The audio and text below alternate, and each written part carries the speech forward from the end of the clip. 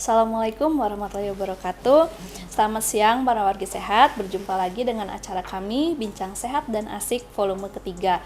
Kali ini dalam rangka peringatan Hari Gizi Nasional ke-64 tahun 2024, kita akan membawakan tema pentingnya cegah stunting dengan MPASI kaya protein. Sebelumnya, perkenalkan saya Nisa Nurfitria, ahli gizi RSUD Majalaya, di sini sebagai moderator, dan juga telah hadir rekan kami Teh Ira Lestari, juga sebagai ahli gizi di RSUD Majalaya. Kali ini sebagai narasumber ya Teh ya? Iya. Oke. Nah, tema kali ini merupakan tema yang sering digaungkan atau sedang digalang oleh pemerintah ya. Tentang stunting ya Teh ya. Nah, betul. Sebelum melaju lebih jauh lagi materi ini, sebetulnya stunting ini apa ya Teh ya? Bisa dijelaskan? Jadi stunting mungkin sobat sehat juga sudah sering mendengar ya Teh Nisa apa itu stunting, karena emang betul-betul sedang disebutkan terus stunting. Jadi stunting itu adalah kondisi gagal tumbuh akibat dari kekurangan gizi kronis.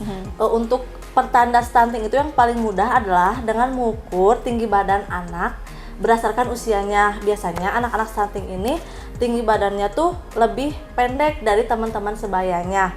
Tapi tidak hanya sampai situ, ternyata stunting ini dapat jadi suatu masalah yang akan timbul nantinya itu karena bisa mempengaruhi kecerdasan, mempengaruhi IQ. Nanti pada akhirnya kalau nanti dia sudah dewasa tidak mampu bersaing dengan teman seusianya. Jadi akhirnya bisa menyebabkan kemiskinan seperti itu untuk singkatnya gitu ya tentang stunting ini. Lalu cara apa sih yang bisa kita lakukan untuk pencegahan terjadinya stunting ini ya Teh Ira, bisa dijelaskan? Jadi seperti yang ini juga sudah seringnya dibahas oleh rekan-rekan nakes kita, oleh ahli gizi, perawat, bidan, semuanya dokter, bahwa 1000 hari pertama kehidupan itu amat sangat penting dalam mencegah stunting itu. Jadi 1000 hari pertama kehidupan ini saya ingatkan kembali lagi ya sobat sehat, dimulai dari konsepsi, yaitu pada saat pertemuan sel telur dengan sel sperma. Itu hari pertamanya. Selama 9 bulan kehamilan itu sekitar 180 hari, dan sisanya 900 hari itu bayi dari 0 bulan sampai usia bayi 24 bulan atau 2 tahun.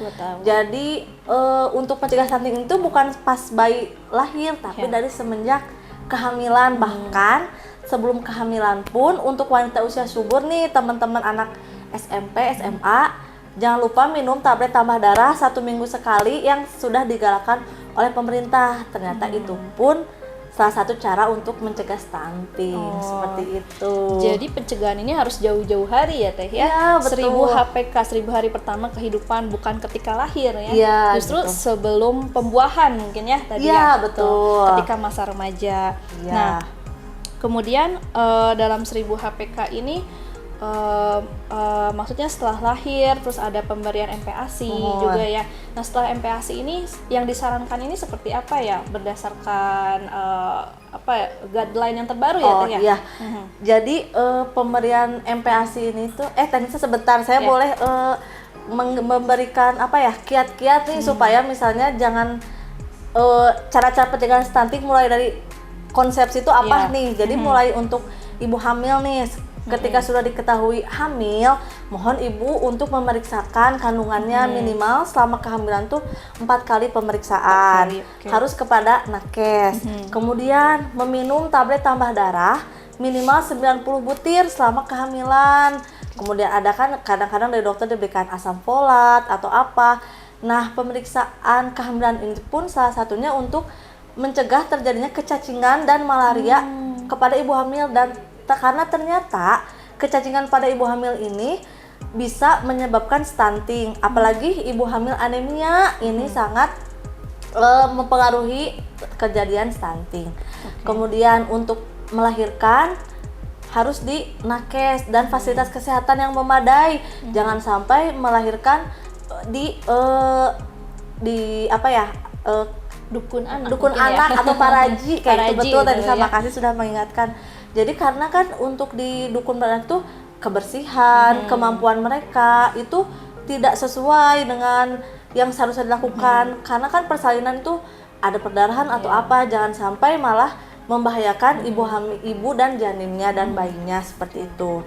Kemudian pada saat bayi lahir nih 0 bulan itu saat melahirkan, jangan lupa diberikan inisiasi menyusu dini untuk bayi-bayi yang emang memenuhi syarat. Mungkin kalau yang lahirnya normal, berat badannya normal, ibunya sehat, bayinya sehat, mintalah kepada nakes untuk dilakukan inisiasi menyusu dini. Kemudian bayi 0 sampai 6 bulan cukup diberikan ASI saja. Karena ASI ini sudah dirancang oleh Yang Maha Kuasa itu yang memenuhi kebutuhan bayi 0 sampai 6 bulan, tidak perlu ditambahkan apa-apa lagi. Kemudian cara memberikan ASI kan 2 ya payudara, harus diberikan dua-duanya, tapi caranya tuh 1 payudara menyusu sampai habis, baru pindah ke payudara sebelahnya. Karena ASI-ASI awal itu yang bening itu lebih kayak karbohidrat, sedangkan ASI yang kayak protein, lemak yang fungsinya menaikkan berat badan bayi itu adanya di ASI-ASI akhir. Kemudian pindah ke sebelahnya. Jangan lupa untuk bayi itu imunisasi dasar lengkapnya. Ayo ke puskesmas, ke bidan, karena kan ya sudah gratis ya, diberikan subsidi oleh pemerintah. Ayo dimanfaatkan. Kemudian 1 tahun 2 kali diberikan vitamin A kapsul biru untuk usia 6 sampai 11 bulan dan kapsul merah untuk 24 sampai 59 bulan. Jangan lupa imunisasi tadi, pemberian obat cacing. Sekarang di puskesmas juga Posyandu puskesmas itu ada program pemberian obat cacing. Seperti itu. Nah, tadi Teh Nisa udah mulai nih untuk MPASI-nya nih, gitu ya Teh Nisa. Di usia 6 bulan itu sampai 23 bulan tuh ada namanya MPASI. MPASI ini makanan pendamping ASI. Kan namanya makanan pendamping ASI, berarti ASInya tetap ada dong, enggak langsung lepas nih karena dia sudah makan tidak diberikan ASI, makanya dinamai makanan pendamping ASI. Ternyata tuh ada syaratnya nih untuk pemberian MPASI ini, ada 4 syarat. Yang pertama tuh tepat waktu. Jadi tepat waktu ini emang harus di usia 6 bulan.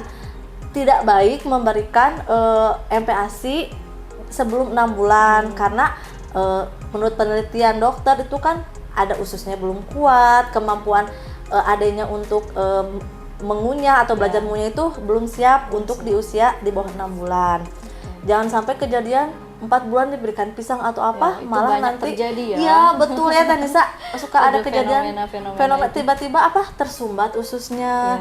Padahal usus itu adalah gerbang utama ya pencernaan itu untuk pengolahan nutrisi untuk pertumbuhan, perkembangan otak seperti itu. Bahkan ada yang sampai meninggal ya beritanya. Betul. Ya, pernah viral itu pada ya, jadi harus lebih hati-hati, jangan mudah terjebak influencer yang belum tentu kebenarannya. Maka boleh kalau ada apa-apa tuh tanyakannya kepada nakes yang sudah terlatih seperti itu. Terus yang kedua Teh Nisa, adekuat. Jadi adekuat ini dalam MPASI itu harus mengandung sumber energi, sumber protein, sumber lemak, vitamin dan mineral. Jadi kan kalau waktu dulu tuh MPASI itu diperkenalkan tuh hanya satu jenis bahan makanan sih, kadang-kadang bubur polos saja, atau ada yang hanya memberi makanan protein hewani saja. Ternyata itu tuh kurang tepat. Jadi setiap porsi MPASI itu dimulai dengan misalnya ada sumber karbohidrat, bisa dari beras, kemudian dari ubi-umbian, kentang seperti itu ya Teh Nisa. Terus yang paling utama ini kan sesuai tema kita protein hewani nih. Kadang-kadang tuh ibu-ibu di rumah tuh kadang-kadang tuh suka melupakan, kadang-kadang fokusnya tuh ke sayur gitu. Anak saya kok nggak suka sayur. Padahal di usia 6 sampai 24 bulan ini yang paling harus penting diutamakan itu sumber protein hewani. Setiap hari harus ada ya? Setiap hari, setiap pemberian nih. Ada sumber protein hewani kan banyak ya Teh Nisa ya. Ada telur, ikan, daging ayam, daging sapi. Nah, dan untuk ibu-ibu tuh nggak usah khawatir ingin memberikan, aduh mahal ya. Ternyata enggak Teh Nisa. Ternyata makanan hewani mahal itu belum tentu pasti bagus, cuman yang murah pun nggak kalah, nggak kalah saing gitu sama yang mahal.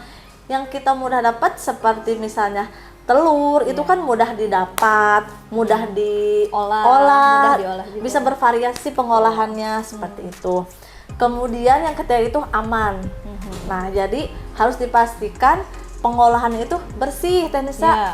Kan kalau misalnya kita membeli di luar itu kan nggak tahu ya Iya. bersih atau enggak kayak gitu kan. Kalau misalnya masak sendiri kan apa ya bahasa Sundanya mah ya sobat sehat tuh regreg gitu ya. Kita bisa mengatur sendiri, Betul. menjaga sendiri kebersihannya Iya, ya. kebersihannya yakin matang, Iya, betul. yakin bersih, terus dipastikan bahannya segar. Sedangkan Nah, kalau beli kita nggak tahu ya Nggak itu tahu. apa ayam tiren atau telurnya yang udah hampir busuk, Iya, nggak betul. tahu kan Telurnya ya. kan kadang kulitnya nggak dibersihin, Betul. takutnya kontaminasi ke alat Iya. masaknya ya. Ada bakteri kan Bakteri. teknis saya di telurnya seperti itu. Ini yang keempat itu harus responsive feeding. Jadi harus mengelatih anak Betul. untuk makan sesuai sinyal lapar dan sinyal kenyang dia. Tapi sinyal lapar sama sinyal kenyang ini nggak tiba-tiba dia ada gitu. Iya, harus dilatih. kita latih betul, Teh Nisa. Jadi ada penelitian gitu dari psikologis anak, dokter spesialis anak bahwa kalau makan itu harus di suasana yang netral. Oke. Jangan misalnya saat bermain atau misalnya saat digendong atau saat bermain. Ternyata kalau atau sambil main HP nih sekarang kayak gitu. Ternyata seperti itu tuh kurang tepat karena nanti anak-anak itu berpikir waktunya makan itu berarti saya main HP itu berarti saya waktunya makan. Atau misalnya saya mau makan kalau saya dibawa keliling nih Ke sama taman, ke taman ya. betul kayak gitu. Gitu. Kayak kita waktu kecil ya. Iya. Ternyata itu tuh kurang tepat sobat sehat menurut psikologis anak itu. Jadi katanya harus mulai dibiasakan anak itu dari 6 bulan pun makan tuh di baby chair, nggak usah baby chair sih, mungkin di kursi, meja di khusus, meja, di ya, meja untuk tempat dia makan. Diberikan makanan katanya 30 menit diberikan makan, selesai habis tidak habis, mau tidak mau diselesaikan saja. Jadi jangan sampai ngayayai gitu masihan masihan mampunya sampai 2 jam gitu. Nah, itu tuh tidak bagus. Nanti terus jadwalnya juga kalau bisa tuh tepat, terus pagi, siang, sore tuh jam berapanya tuh sama. Ya, teratur ya. Nanti anak itu akan belajar berarti jam 12 tubuhnya dia tuh langsung merespon. Waktunya makan, dia lapar, insya Allah waktu makan juga disediakan dia jadi lebih lahap gitu, Teh Nisa. Ya, luar biasa sekali ya pengetahuannya. Pasti sebagian besar juga belum tahu tentang metode ini ya untuk pengaturan makan secara psikologi.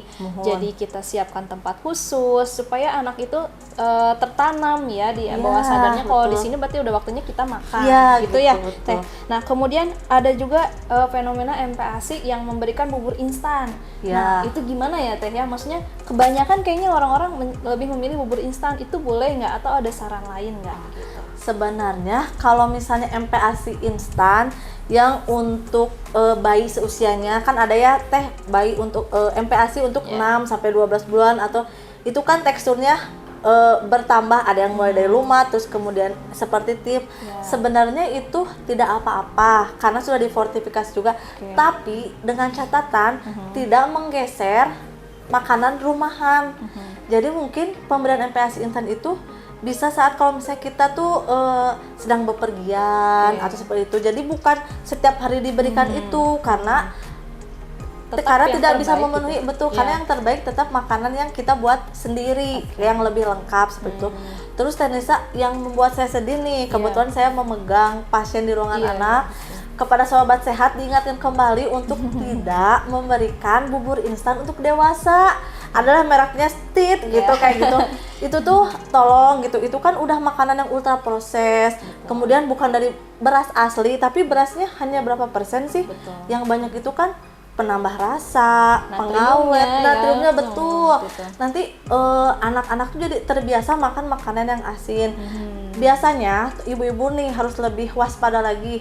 Setiap memberikan makanan kemasan itu mohon dibaca. Di situ biasanya tuh ada untuk anak usia tidak diberikan untuk di bawah 5 tahun. Untuk anak usia di atas 1 tahun. Sebaiknya itu diperhatikan lagi.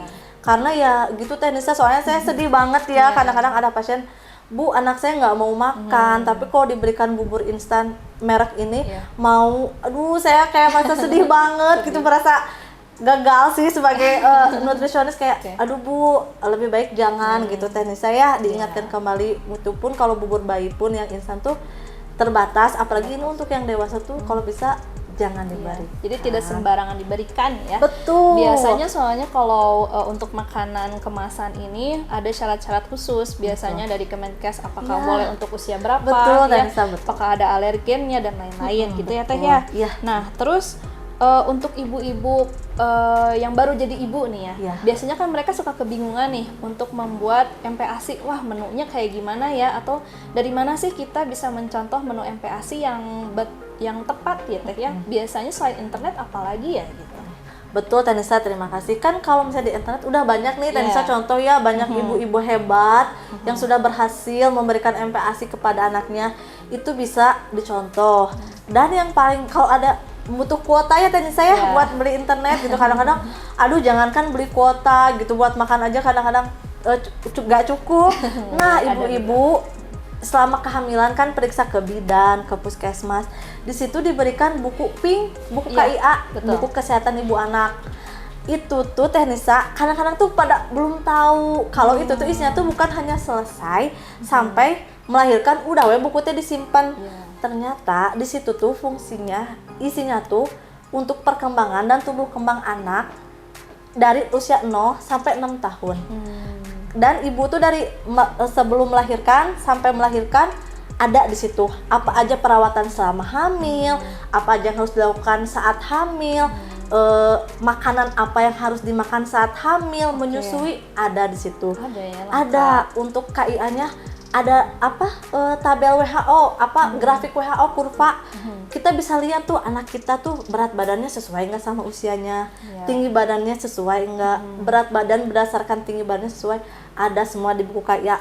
Dan bahkan untuk MPASI pun contohnya cara pembuatannya harus seperti apa tuh ada di buku KIA. Lengkap banget banget betul kayak gitu. Jadi ayo ibu-ibu dibuka-buka kembali buku PINK-nya, buku KIA-nya di situ. Terus kadang-kadang boleh agak sedikit nih kayak anak saya nih seusia 6 bulan atau 9 bulan harusnya sudah bisa apa ya, atau rangsangan apa ya yang saya lakukan untuk bayi usia segini. Ada Teh Nisa di buku KIA. Jadi kita bisa tahu nih kalau misalnya anak kita usia segini ternyata ada yang belum bisa dilakukan dia, bisa dibawa ke tenaga kesehatan. Konsultasi lebih lanjut ya. Iya, bisa. Jadi gitu. Siapa nih ibu-ibu yang belum tahu tentang ini? Mudah-mudahan semua dari video ini nanti bisa menyimak terus cek sendiri ya buku KIA-nya masing-masing ya untuk mengecek tumbuh kembang anak-anaknya. Nah, terus Teh menu MPASI ini juga di buku itu juga ada tahapan-tahapannya ya. Jadi ibu-ibu bisa menyesuaikan untuk usia ini, bentuknya seperti apa. Oke, gitu. Nah, terkadang juga MPASI ini ada yang Teh saya sudah mengikuti nih, misalkan pola makan MPASI yang ada di buku PINK, sudah konsultasi tapi anaknya masih nggak mau makan. Apakah karena pola makan orang tuanya juga berpengaruh atau hanya murni anaknya yang memang nggak mau gitu? Nah, betul. Terima kasih Teh Nisa. Jadi betul Teh Nisa, sebenarnya biasanya anak-anak yang sulit makan itu tidak mau tadi karena dia tidak terbiasa. Mungkin dari kebiasaan ibu bapaknya juga tidak memberikan. Sekarang nih anak kita harus bilangnya MPASI kaya protein hewani. Anaknya harus makan ikan. Setiap makan harus ada protein hewani, minimal ikan atau telur. Tapi ayah ibunya makannya tuh nggak sama ikan itu. Jadi karena dia tidak terbiasa, akhirnya dia tidak mau. Jadi untuk ibu bapak, bunda, ayah bunda, berikanlah contoh kepada anaknya. Kalau makan juga di meja makan tuh bisa jadi contoh untuk anaknya biar nanti anaknya terbiasa makan di meja makan.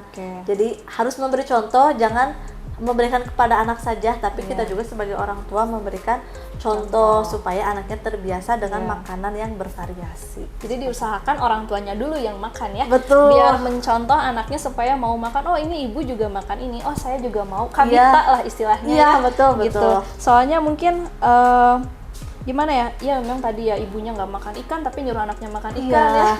Jadi gitu. mungkin anaknya juga kayak merasa karena nggak melihat anak itu kan peniru hebat ya. Jadi betul. apa yang orang tua lakukan anak tiru.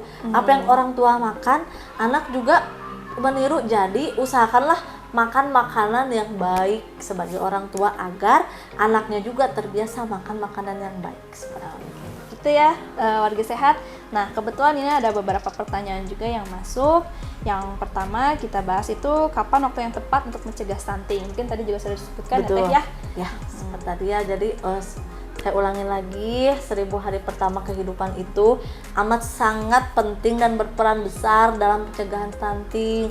Jadi Bapak Ibu, ayo siapkan diri yang sehat gitu sebelum nantinya hamil, melahirkan dan mempunyai anak. Jadi dari diri sendiri dulu ya, Teh, ya. Betul, Gitu. betul, Teh Nisa. Nah, terus pertanyaan kedua, apakah stunting ini bisa mempengaruhi kecerdasan, Teh? Nah, iya betul seperti yang sudah disebutkan juga ya, Sobat Sehat. Jadi kan stunting ini kekurangan gizi yang berlangsung lama gitu. Jadi saat untuk energi atau protein yang digunakan untuk pembentukan otak, sel-sel otak supaya yang membantu kecerdasan itu nggak sampai, karena dia untuk tumbuh kembang, naik berat badan sama tinggi badannya sudah habis gitu, malah kurang, apalagi untuk perkembangan otak gitu. Mungkin sekarang dampaknya tidak terasa, tapi ya nanti setelah dewasa itu dia jadi sering sakit atau jadi daya tangkapnya saat sekolah dia jadi kurang, prestasinya jadi kurang, kayak gitu. Jadi itu sangat Berpengaruh ya, terjawab ya. Oke. Nah, terus Teh, ini ada pertanyaan dari Instagram nih, dari @santi_siti_nurhayati. Bolehkah anak 7 tahun mengkonsumsi kalsium? Karena minum susu pertumbuhan tingginya itu sedikit, masih seperti anak 5 tahun. Nah, itu gimana? Untuk Ibu Santi, dengan saya menjawab, sebenarnya boleh minum kalsium, tapi dengan syarat ya Nisa, kita tidak boleh memberikan oleh kita sendiri gitu, sebebasnya. Tetapi coba bawa anak ibu dulu ke dokter spesialis anak, biar nanti dokter spesialis anaknya yang akan memberikan resep dosis seperti apa yang baik untuk konsumsi kalsiumnya. Seperti itu. Jangan lupa Ibu, selain dari susu pertumbuhan, kalsium, makanan tinggi protein juga itu sangat berpengaruh dalam menaikkan tinggi badan anak. Oke, seperti itu ya para wargi, mudah-mudahan sudah cukup jelas. Jadi kesimpulan dari acara hari ini dengan tema ini itu, stunting merupakan gangguan pertumbuhan dan perkembangan anak diakibatkan karena kekurangan gizi kronis. Nah, kemudian cara pencegahannya ini gimana sih dengan 1000 hari pertama kehidupan? Dari mulai remaja putih diberikan TTD dan selanjutnya sampai anak tumbuh menjadi balita ya. Kemudian MPASI ini kita sarankan dipenuhi dengan tinggi protein hewani yang setiap pemberiannya harus selalu ada ya, Teh, ya. Gitu, enggak ada Teh, mungkin ada barangkali closing statementnya. Oh ya, pokoknya mah untuk ibu dan bagi sehat semuanya, cegah stunting itu penting. Ayo berikan protein hewani dalam setiap MPASI yang diberikan kepada anaknya. Jangan lupa, seperti itu. Ya, sekian dari kami. Terima kasih. Wassalamualaikum warahmatullahi wabarakatuh. Sampai jumpa.